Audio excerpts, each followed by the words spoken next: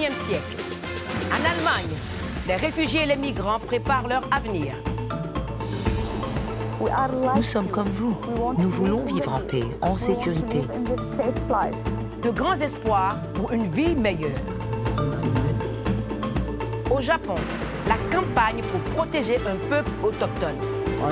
Les Aïnous sont un peuple autochtone qui vit à Hokkaido, Sakhalin et dans les îles Kouriles depuis des siècles sans vraiment se déplacer.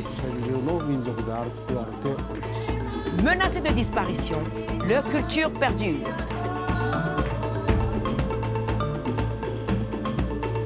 En Afghanistan, 150 personnes sont tuées ou mutilées par les mines chaque mois. Le déminage est un travail dangereux. Quand j'ai commencé à travailler pour le programme de déminage, il y a 30 ans, je perdais un collègue par semaine. Risquer sa vie pour sauver celle des autres.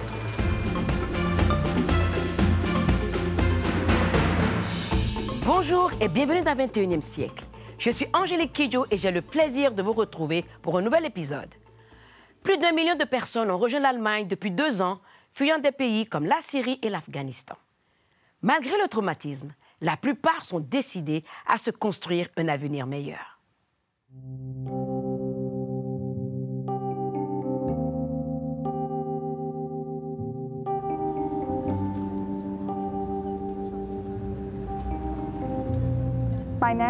Je m'appelle Malake Jazmati.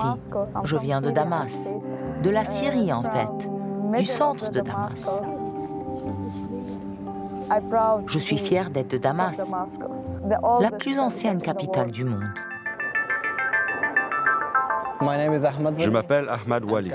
Je viens d'Afghanistan et depuis 2 ans, je vis à Berlin, en Allemagne.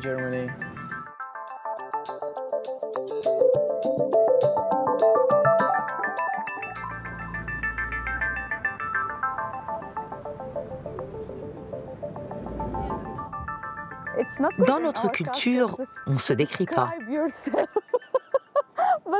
Je vais oublier un peu notre culture.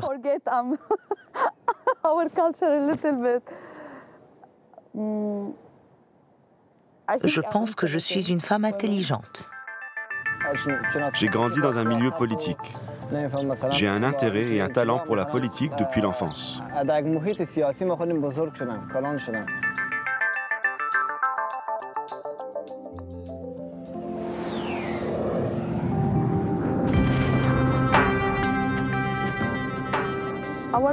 Notre prophète Mohammed a dit « Si la fin des temps approche et vous avez une plante, plantez-la dans la terre. Alors, même si c'est la guerre, même si la mort nous entoure, nous devons regarder vers le soleil, vers la lumière. » وبنفس الوقت بيعبروا عن الرأي فبالتالي هم ناشطين. نحن بدنا نكفي قليل باذنجان وفاصل وبنرجع وبتشوفوا الباذنجان بقلي وكيف نحضر الصلصة. فاصل وبنرجع. C'est très beau.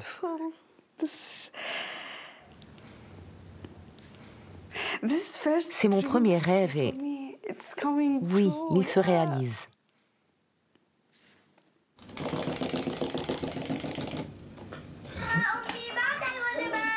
Deux rêves en un an, ce n'est pas rien. Un bébé et un livre. Oh.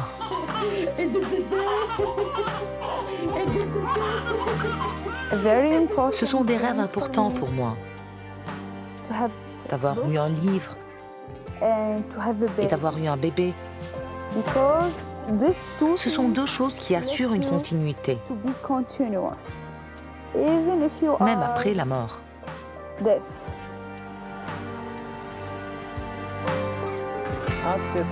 En parcourant Facebook, j'ai vu la page du ministre allemand des Affaires économiques.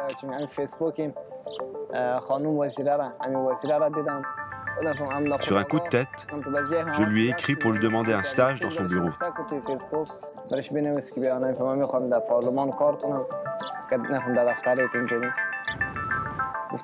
Le lendemain, elle m'a répondu « Oui, venez à mon bureau au Parlement ».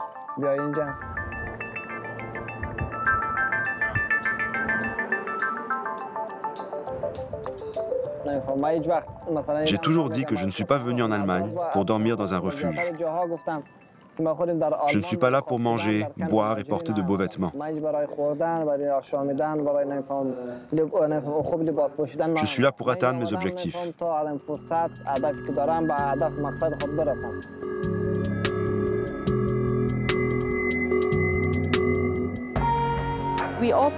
Nous avons ouvert une entreprise de traiteurs pour 600 personnes. Donc, je pense que nous pouvons renouveler notre visa en tant qu'entrepreneur.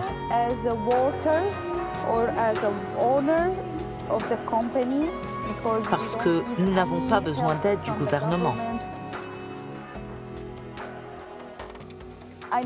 Je sais qu'en ce moment, tout le monde dit du mal des Arabes, des musulmans, des Syriens.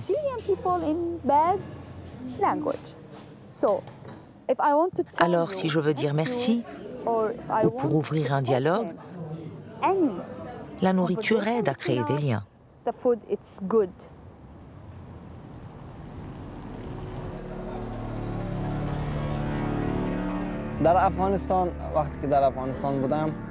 با نیروهای آمریکا مقیم افغانستان که بودن با نیروهای آیسافی آمریکا اونجا مباحث ترجمانشان کار کردم در حدود 1 سال. خب مثلا نوازما میخواست من از بین ببرن، میگه تو چرا نمیفهم با آمریکایا کار میکنی، میگه نمیفهم تو جاسوسی میکنی، نمیفهم مثلا نفر متشکر سوار. Deux hommes masqués en moto m'ont attaqué. من خودم داختم توی نمیفهم. Mais j'ai couru, je me suis échappé. Quand la révolution a commencé, j'ai décidé d'aider les familles des détenus. Donc, j'étais sur la liste noire. Si le gouvernement vous connaît, il peut vous mettre en prison à tout moment. Et personne n'en saura rien.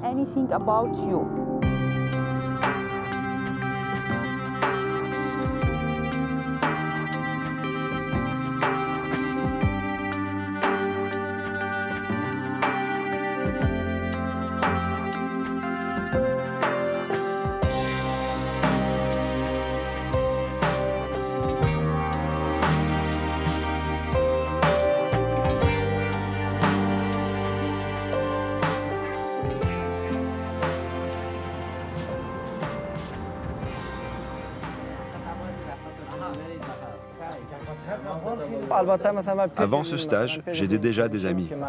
Je leur donnais des conseils comme je pouvais.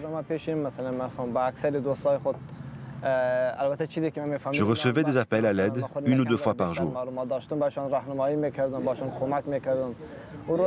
Aujourd'hui, j'ai parlé à Gul Mohammad parce qu'il a un entretien demain pour obtenir l'asile.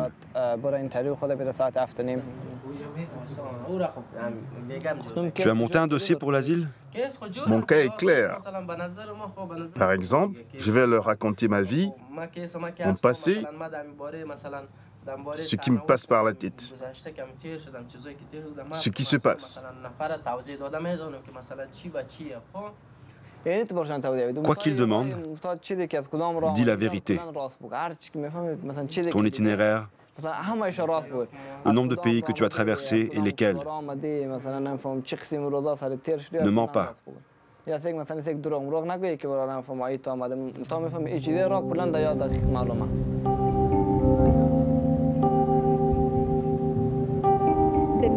Les médias vous racontent des choses sur nous. C'est faux. Mais je comprends que vous ayez peur de nous. Ils pensent qu'on va rester là et détruire le pays. Mais je sais que ce pays m'offre la paix et la sécurité. Alors, je vais essayer de le protéger. Et si quelqu'un veut faire du mal à ce pays, je serai la première à dire non. Nous sommes comme vous. Nous voulons vivre en paix, en sécurité. Nous voulons que tout le monde puisse vivre comme il le désire. Mais laissez-nous vivre aussi comme nous le désirons.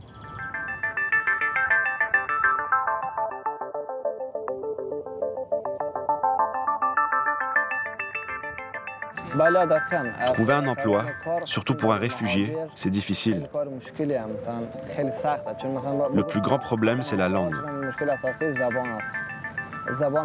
Quand on ne parle pas l'allemand, on ne peut pas travailler dans la société allemande. J'ai appris la langue. Je me fais comprendre. Mais je ne parle pas couramment.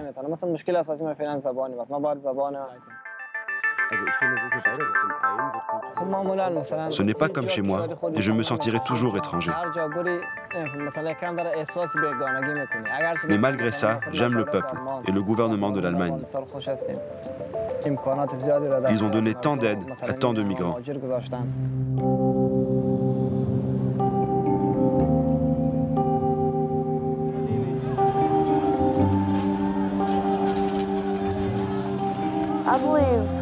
Je pense que je ne reverrai pas la Syrie. Si j'y vais, je ne verrai pas mon pays. C'est autre chose. Ça a changé. Le peuple est mort. Le plus important, ce sont les gens, et ils sont maintenant sous terre.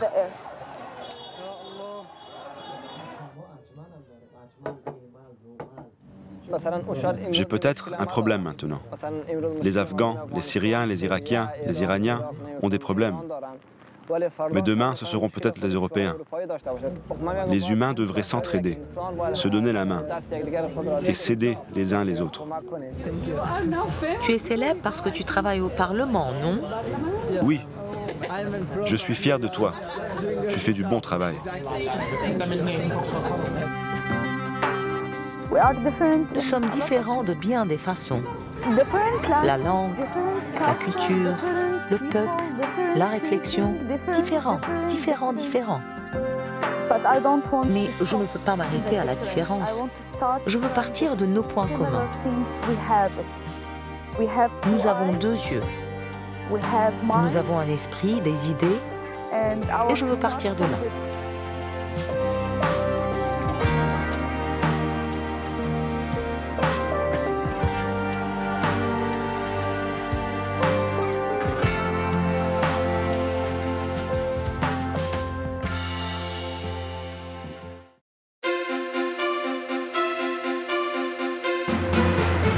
L'ethnie des Aïnous, le peuple autochtone du Japon, était en danger de disparition.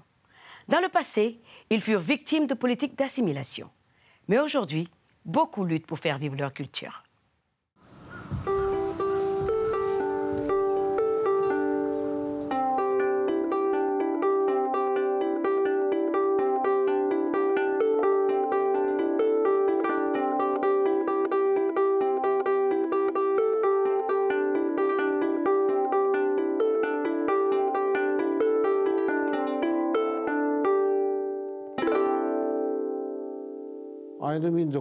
Les Aïnous sont un peuple autochtone qui vit à Hokkaido, Sakhalin et dans les îles Kouriles depuis des siècles sans vraiment se déplacer.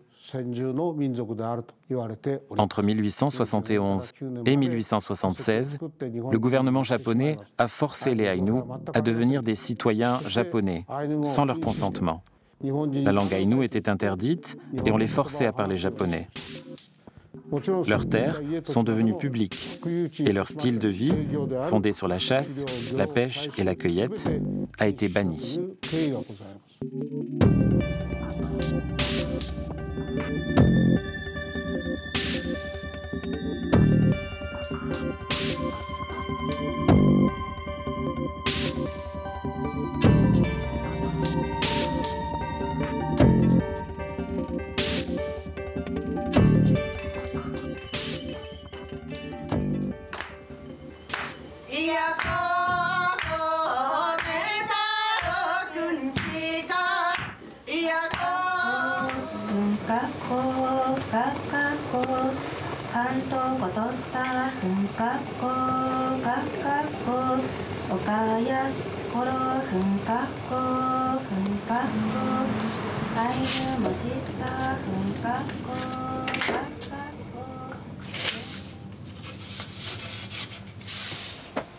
Itek mokoro. Itek mokoro. これは眠るなという文です。mokoro 眠るの前に。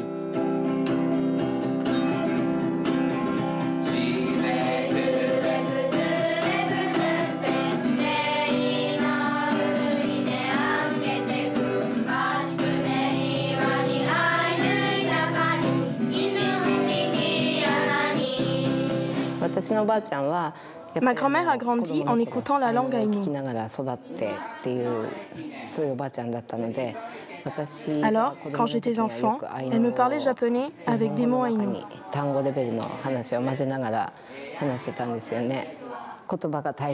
J'ai réalisé l'importance de la langue lors de mon accouchement. Comme ma grand-mère, je dois transmettre quelque chose aux jeunes générations. Nous animons des cours de langue une fois par semaine. Le nombre d'enfants augmente. Et ils aiment chanter et jouer aux cartes en aïnou. Ils ont hâte de venir au cours.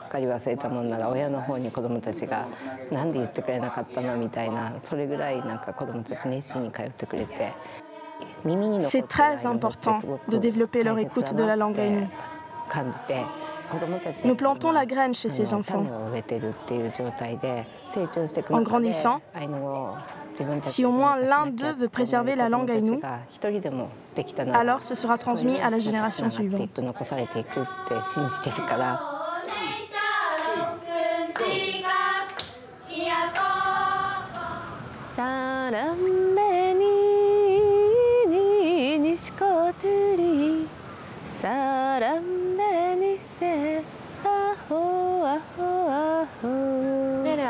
Je joue dans un groupe de musique appelé Imeruat. Nous faisons différents types de musique, de la pop au classique, et je chante en japonais, aïnou et anglais.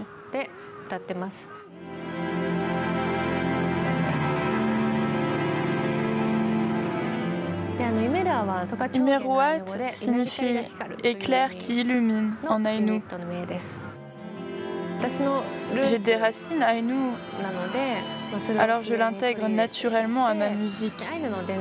J'utilise des chants traditionnels et des instruments aïnou tels que le mukuri.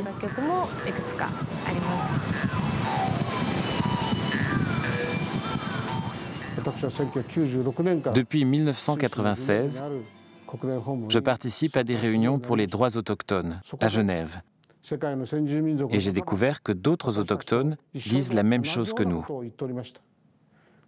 Même si nous avons été envahis par des gens puissants venus de l'extérieur, nous luttons pour préserver nos langues et nos cultures. J'étais profondément touché et décidé à agir avec les peuples autochtones du monde. En septembre 2007, la Déclaration des Nations Unies sur les droits des peuples autochtones a enfin été adoptée. J'étais tellement heureux.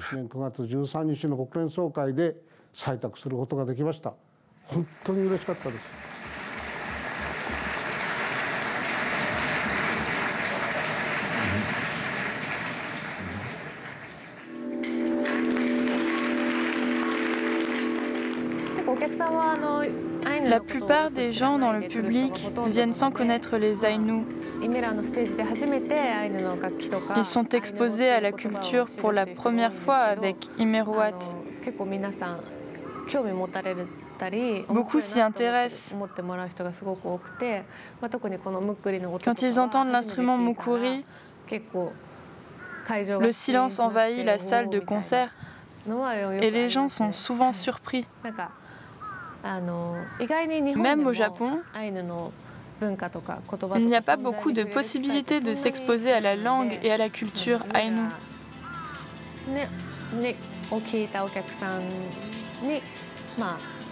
Grâce à Imeruat, les gens peuvent vivre la diversité au Japon.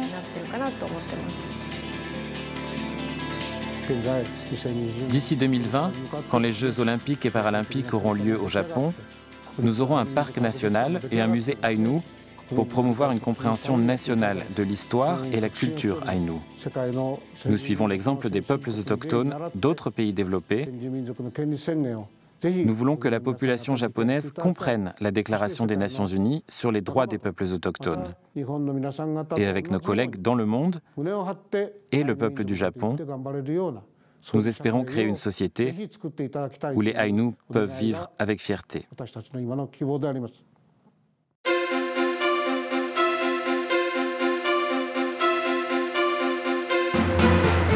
Les mines antipersonnelles sont conçues pour tuer et mutiler.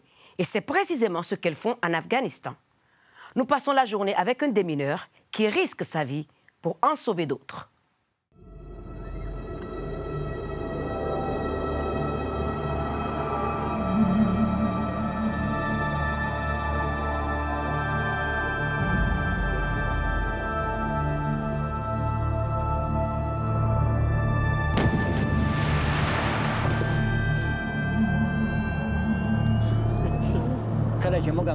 Quand on trouve une mine, il faut l'identifier.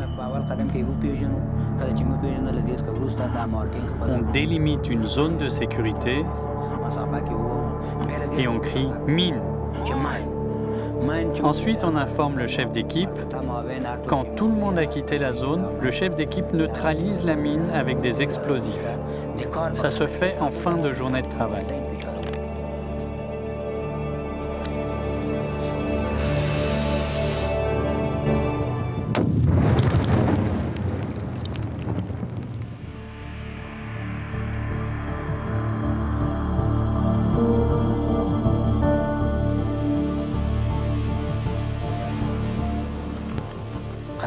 Le déminage est un travail dangereux. Quand j'ai commencé à travailler pour le programme de déminage, il y a 30 ans, je perdais un collègue par semaine.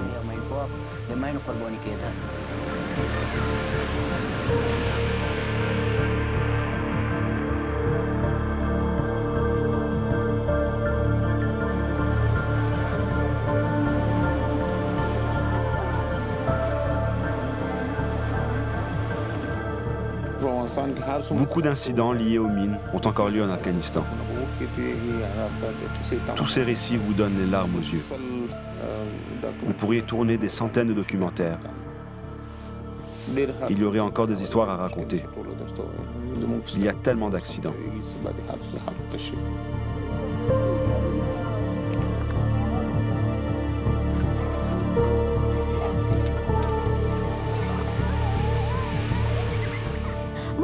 On doit connaître différents types de mines. En général, il y a deux sortes, les mines antipersonnelles et les mines anti-chars. Les mines antipersonnelles sont conçues pour détruire la vie humaine. Alors il faut bien se familiariser avec ces mines-là.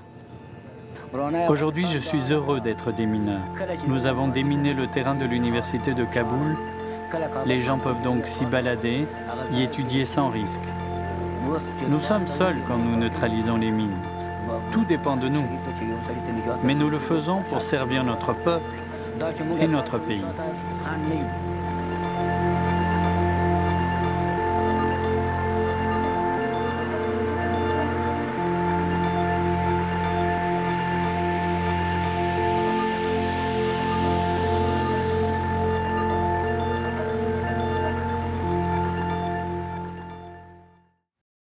C'est tout pour cette édition de 21e siècle.